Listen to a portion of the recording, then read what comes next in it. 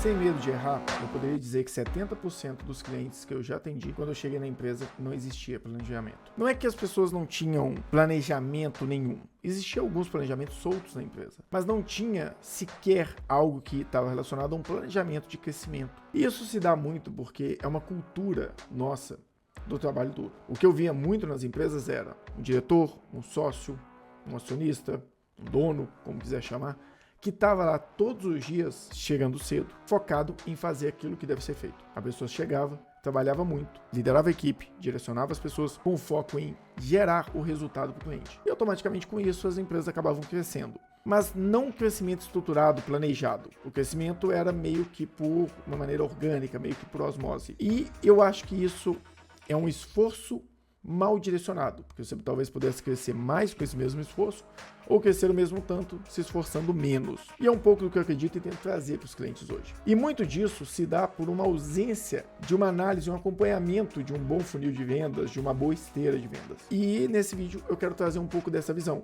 Eu quero mostrar o que é um funil de vendas estruturado, o que é o básico de um funil de vendas e como que você, analisando ele, pode gerar um resultado muito melhor.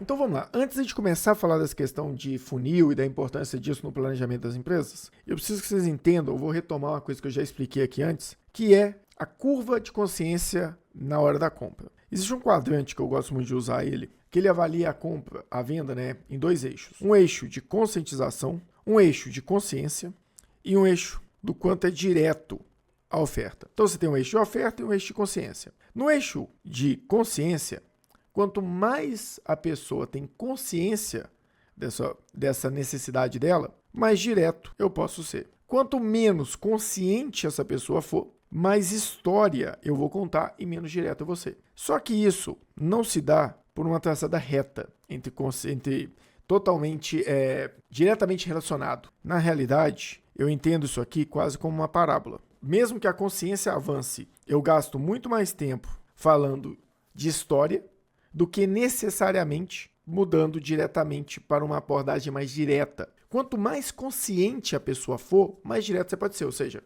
eu sei que eu preciso de um terno para poder casar e eu estou dentro de uma loja de terno. A pessoa quer um terno, ela sabe o que ela quer, ela sabe por que ela quer, é você apresentar o melhor terno para aquela necessidade. A gente vai ter técnicas de vendas mais diretas. Então eu vou primeiro ancorar um preço muito mais alto na cabeça da pessoa, vou trazer um terno muito bonito, que eu sei que ela vai gostar, e que é um terno um pouco mais caro, porque nisso eu vou ancorar nela um preço alto. Então, por exemplo, a pessoa entrou na loja e está buscando um terno, estou numa loja de mais alto valor, eu vou apresentar um terno com um corte italiano, com uma estrutura que se veste bem a pessoa, com algumas características que eu acredito que vão ajudar nessa venda. Só que é um terno mais alto, um terno de 15, 10, 20, 30 mil reais. Quando a pessoa tem aquele primeiro preço na cabeça dela, os próximos ternos de 5, 3, 4 vão parecer muito baratos. Eu ancoro mais e trabalho menos com história. Agora, quando eu tenho menos consciência, eu vou trabalhar muito mais com história, porque a pessoa não sabe ainda do que ela precisa. Então, por exemplo, já no caso, por exemplo, do forno George Forno da Polishop, eles contavam muito mais história, contavam sobre o quanto que ia economizar de gordura, o tanto que ia ser mais saudável. Eles passavam muito mais por uma conscientização de onde vem aquele forno, de toda aquela estrutura. Quanto mais eu preciso conscientizar a pessoa, mais história eu vou contar. Quando eu entendo que existe uma relação direta aqui entre história, uma relação entre história, venda direta e consciência das pessoas, mais eu vou entender o meu funil de vendas. Existe um padrão no funil de vendas. O funil de vendas das empresas, ele vai ter sempre 3 etapas. Uma etapa de topo, uma etapa de meio e uma etapa de fundo. Topo do funil, atração. Meio do funil, qualificação. Fundo do funil, conversão. Se eu vejo isso aqui, eu vejo que a maioria das empresas, além de não montar um funil pensando nessas etapas, o que são ações de atração, o que são ações de qualificação, o que são ações de conversão, eles se preocupam muito mais com uma esteira de vendas que está na cabeça deles.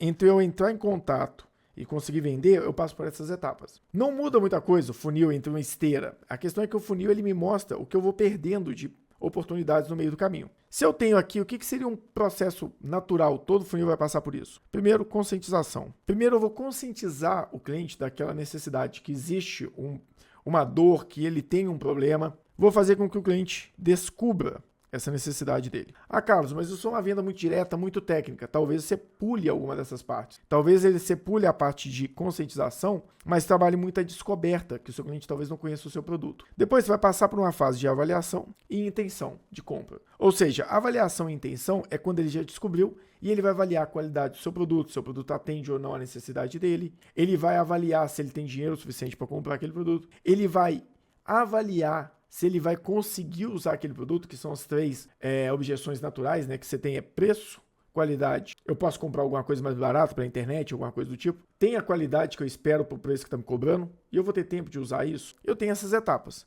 Depois você tem aqui uma etapa, consideração das possibilidades e a de compra de fato. Aqui eu converto, depois vira pós-vendas, fidelização, tudo isso. Então, o que eu preciso? Não basta eu simplesmente ter um funil de vendas, não basta simplesmente minha empresa trabalhar com o CRM lá que foi implantado, que avalia o processo de venda e simplesmente ter isso aqui lá dentro da empresa, se não existe análise constante e controle. E eu vejo poucas empresas indo lá e avaliando quais são as ações de atração de leads para dentro da empresa e qual a conversão disso. Eu vejo poucas pessoas avaliando da conscientização, da minha história,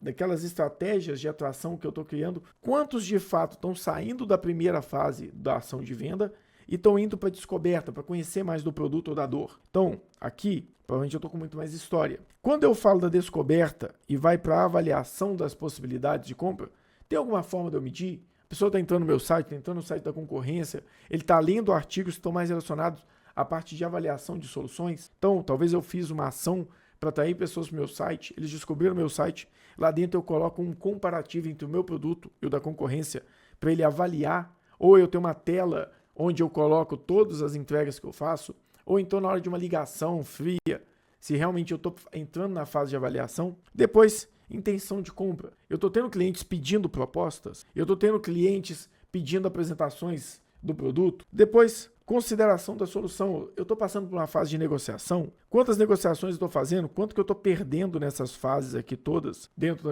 do meu funil de vendas?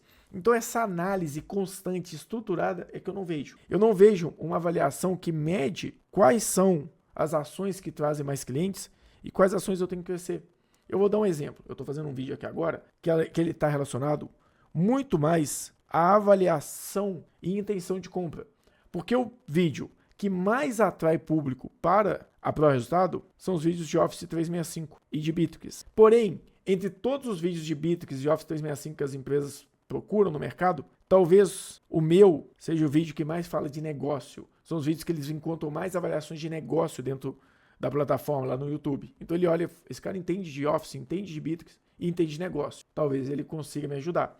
Então, 60% dos leads da ProResultado vêm da internet. E mesmo quando não vem, os clientes que vêm de indicação, eles têm mais tendência a fechar, eles passam por mais fases, eles precisam entender um pouco mais da minha história, da ProResultado, para ter confiança nela. Já os clientes que vêm do online, eles já conhecem o Carlos, já viram vídeo, já acreditam em mim. Será que eu não tenho que ser um pouco mais direto nessa venda? Isso é uma avaliação constante e necessária no funil de venda. E isso eu vejo pouco nas empresas quando eu falo de planejamento de crescimento. O que eu queria trazer aqui mais é uma visão ampla dessa necessidade do planejamento, do acompanhamento, do direcionamento da estratégia de vendas a partir de análises técnicas consistentes de ciência de vendas, ciência de dados e um olhar muito mais estratégico do que simplesmente executar, focar muito na entrega para o cliente sem ter uma visão clara. Futuramente eu vou fazer um vídeo disso, talvez até essa semana, mas é muito importante às vezes avaliar, será que o cliente não quer menos do que aquilo que a gente está oferecendo? Quando a gente vai falar lá de fidelização, tudo isso, será que os clientes que receberam menos, que você entregou menos para eles, eles não conseguiram fazer um melhor uso daquilo e conseguir realmente ter o resultado que eles esperam? Então essa análise, esse ajuste fino, ele é necessário de forma constante nas empresas. Eu espero que tenha ficado claro para vocês essa importância, que tenha ficado claro a questão da curva de consciência entre consciência, história e tudo aquilo ali da venda entre ser mais direto e menos direto. Eu espero que a visão de um funil das etapas do topo, meio e fundo, da questão de conscientização, descoberta, avaliação, consideração de compra, a parte de proposta, negociação ali, né, e venda de fato, tenha ficado claro. e que você consiga enxergar possibilidades de você transformar o seu funil numa ferramenta realmente de análise de acompanhamento. Eu agradeço quem ficou até aqui. Se você gostou do vídeo, não se esquece de dar o like, se inscrever no canal e depois marcar o sininho para receber as notificações. Tem vídeo aqui toda semana. A gente vai começar a fazer as lives, a gente já começou, né? A gente vai acelerar mais as lives e tem vídeo técnico toda semana. Eu espero que realmente tenha trago para vocês uma visão mais clara, algum ganho na questão de análise e planejamento no seu negócio. E se você quiser acompanhar isso aqui no dia a dia, como que a gente executa nas empresas, não se esquece de seguir a gente nas redes sociais. Carlos Pires Consultor, Pro-Resultado e Resultado em Foco em todas as redes.